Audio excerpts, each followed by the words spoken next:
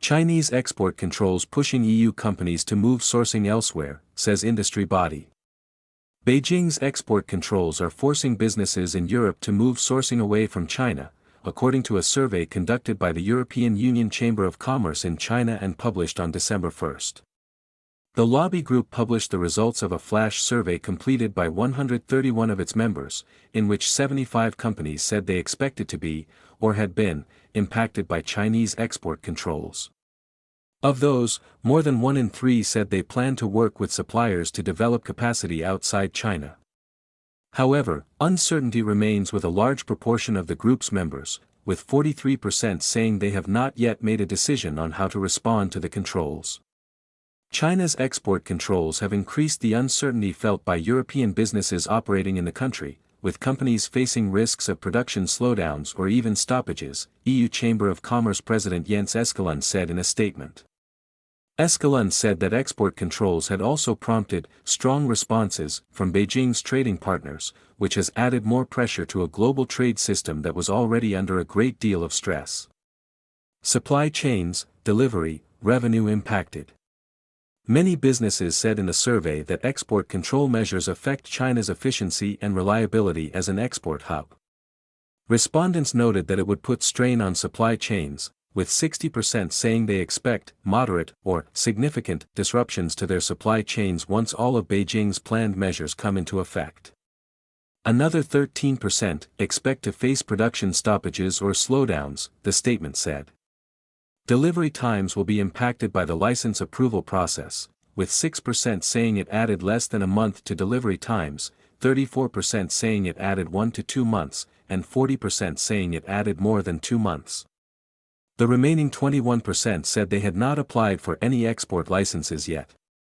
The EU Chamber of Commerce said that not a single respondent to the survey said the process had added no additional time to delivery processes. Export controls will also affect revenue, according to European businesses.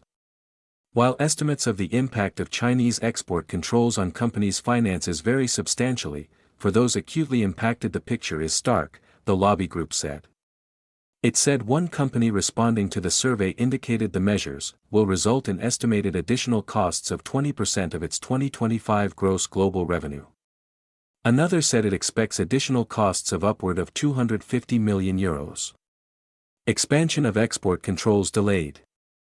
Facing US-led pressure over the Chinese Communist regime's non-market trade policies, Beijing has tightened its grip on rare earths in recent years, using these critical metals as leverage in trade negotiations with Western economies. On October 9, the Chinese Ministry of Commerce announced it was expanding Beijing's export controls to include certain rare earth technology and equipment, as well as certain lithium-ion batteries, cathodes, anode materials, and artificial diamonds.